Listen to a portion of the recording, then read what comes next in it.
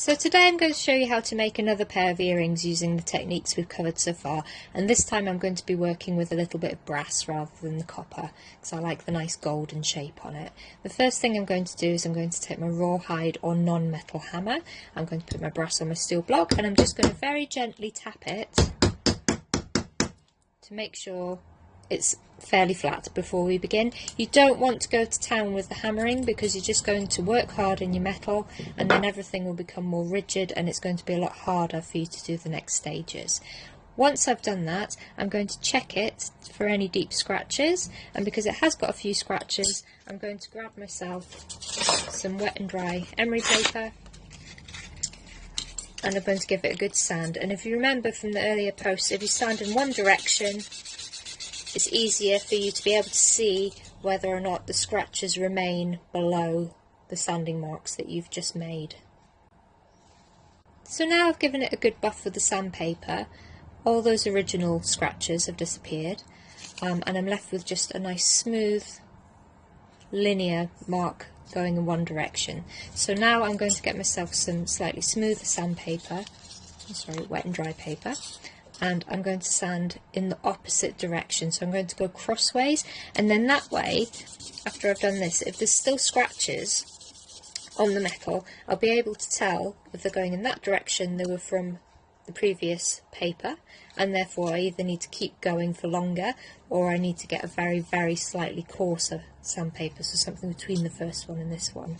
Or if they're all going in this direction, they've been left by this paper, and therefore I might want to use something smoother afterwards. So it's not a perfect unscratched surface, but considering we're going to be doing hammer texturing next, it's smooth enough for me to move on to the next stage. So what I'm going to do now is I'm going to get myself some masking tape. I'm going to stick that on the surface of my metal, and then I can either tear off any excess or I can wrap it around my piece. And then I'm going to draw onto this masking tape the design that I want to cut out. So what I'm going to do today is I'm going to use this shield design that I quite like. So remember, a nice fine tip on your pen so that you've got a clear line to follow rather than a big chunky line, and keep close to the edges of your metal. I'm going to draw around it. And then flip it to make the most economical use of my metal sheet, so I'm not wasting metal. Nice and tight. Now I want to cut these shapes out, so I've got my jeweler's shears or tin snips. I'm going to use the spring-loaded ones today just because they're the ones that I had to hand. The first thing I'm going to do is I'm going to cut my bit of metal down to a more manageable size, and then I'm going to cut these separate pieces out before I start thinking about cutting around the design I've drawn, because the shears don't like turning around tight corners, so I would really struggle to cut around there. So instead I'm just going to separate them. Now that I've separated them, I can start cutting to my line and taking my time.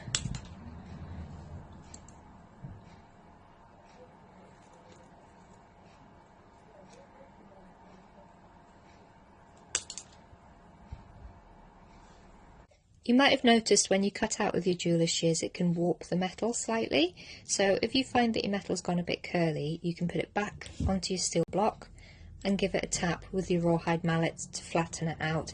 Now if it's curling upwards like a bowl shape and you hit down, it's going to resist flattening out. If you can have the curve going up and over like a bridge or a rainbow and hit down, it will flatten out very quickly and easily. Next I'm going to take my file, my smooth file, and I'm going to file these edges nice and smooth and to my line. And remember, it's the forward motion that does the cutting. So push and lift, push and lift, push and lift, and I have the handle on my file to make sure I'm being safe.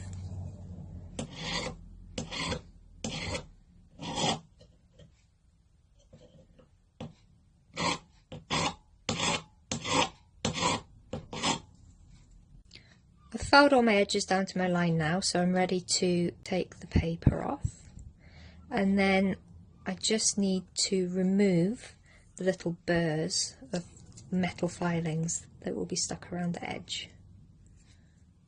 Just this little rough edge here, because remember, when we do the filing, it pushes those little burrs over onto the side and they're a little bit rough and jaggy. So I'm going to take my nail file or my buffing stick or a bit of wet and dry paper, whatever you prefer, and I'm just going to very gently sand around the edges, pulling those little burrs away until I'm left with a nice smooth finish.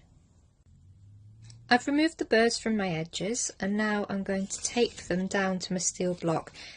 I'm laying them sort of in a line evenly just to help me hammer them evenly, and the tape is going to help me hammer them and not my fingers. I've decided to use the cross pane hammer, so the one with the wedge shaped, or it sometimes gets called a tack or a pin hammer.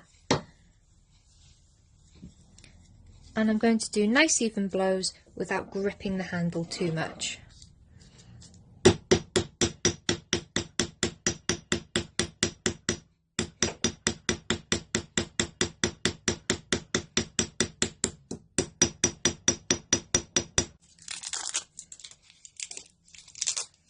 There we go.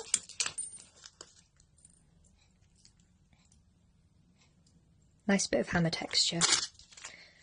So the next thing I'm going to do is pop a hole in them, a couple of holes, or 4 to be precise, so that I can attach them together. Now ideally you would want to measure it all, but because they're just a quick demo, I'm just drawing it by eye, like so.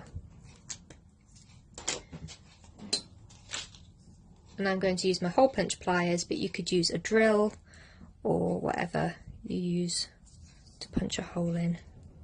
So I'm lining the pin up with the little mark that I made. Oh, missed. And squeezing. Give it a little wiggle and it should come off. All my little holes have now been popped through the metal, so I just need to check them for any burrs on the back, and if there are, then I'm going to get my sandpaper again and give everything a good buff. I've popped all the holes in my metal, so now I need to make some little jump loops to attach these two bits together. I've got some wire, and the little loops, the wire loops, need to be big enough to bridge the gap between there and there. So the easiest thing to do is find something that you think is about the right circumference to wrap the wire around to make loops the right size to fit through your holes. I'm going to go for this. So I'm going to take my wire, I'm going to hold one end of it, not right at the end so it's digging my finger, a little bit sticking out, and I'm going to wrap it really tightly around the circumference, like so. Slide it off. I've got my little jeweler's side cutters and I'm going to snip through each loop in a straight line until I'm left with little jump loops. So now I have my two little loops, but because of the snips, the ends could do with filing. So I'm going to grip them either side, twist them apart slightly so that I can get into them, take a small needle file, or you could use sandpaper, coarse sandpaper if you wanted, or your little nail buff file, and you're just taking the raggy edge, pointy edge, down until it's nice and smooth and flat.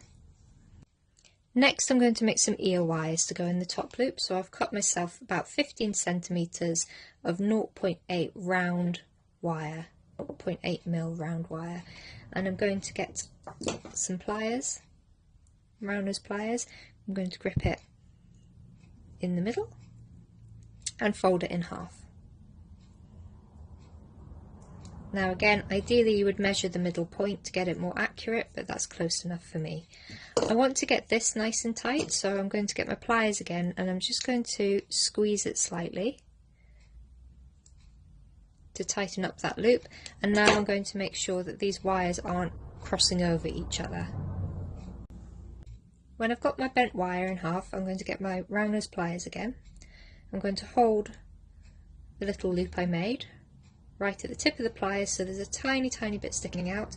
Nice tight grip. I'm going to support directly underneath where the wire's coming out the jaws of the pliers, and I'm going to turn and push the wire tight to the jaw of the pliers until it touches the little loop that we just made.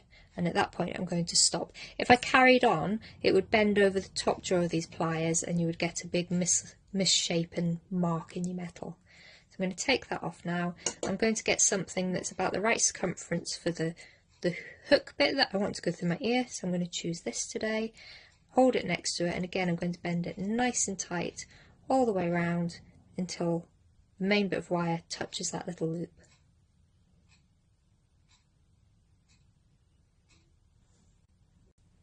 You can see the ear wires are starting to come together. So at this stage I'm going to get my round nose pliers again. I'm going to hold the main bit of wire near the very end of my pliers, near where this loop is, but this is a design preference. You can make this bit as long or as short as you want, as long as it fits in your ear. And then I'm going to nice tight hold, support the ear wire you've made, so hold it nice and tight to the other side of the jaw of your pliers, and then just give it a little tweak. So you're just turning your wrist very slightly just to put a slight bend in that wire. Again, you don't want to go too far. Once you've done that, you can get your cutters again or your shears, and you're going to trim the excess off, leaving about a little mil or so from that little bend you made. And then you want to file those flat. You can hold them both together and use your file.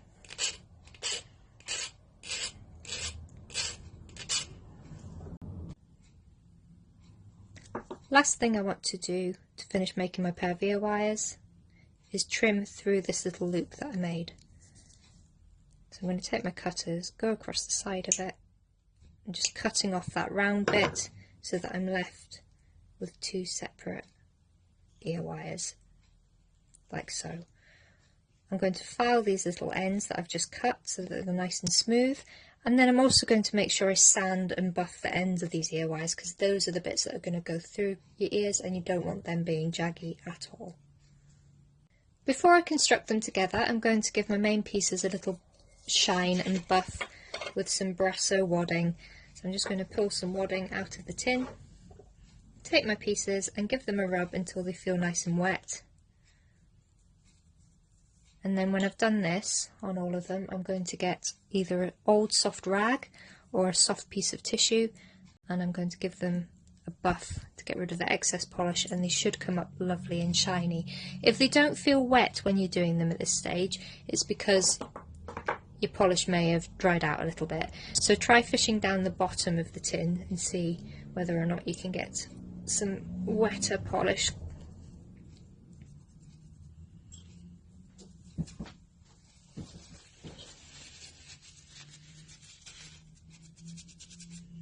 Nice and shiny. To construct my pieces together, I'm going to take two pairs of jeweler's pliers and hold them either side of my jump loop. And then I'm going to twist one of my wrists towards me and one away from me to open up that little gap. And that way you retain your nice circular shape compared to if I pulled it apart. So it would be a lot easier to close it back together, and also it's going to be a lot better for the metal. I'm going to hook my pieces together, grab my pliers again, and I'm going to twist them back into position until that gap is nice and tight and closed. You don't want any gap left there, because otherwise they will fall apart.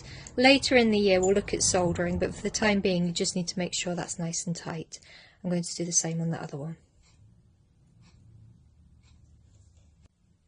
To attach my ear wires, I'm going to take my round nose jeweler's pliers, pop the little loop over the jaw of the plier, close it, support the main bit of the earring, and I'm just going to tweak that little loop open slightly so that it's open enough that I can hook my earring in place, and then I'm going to grab the end of that loop with the skinny part of my pliers and I'm going to tweak it shut. And again, it's important that I'm supporting this bit of wire, the rest of the earring, otherwise everything's going to go a bit wibbly wobbly. There we go. And again, same on the other one. So onto the jaw of the pliers, close the pliers, support the main earring close, tweak it open slightly, pick up your piece, hook it on, skinny part of the plier, grab it and pull it nice and tight back into position.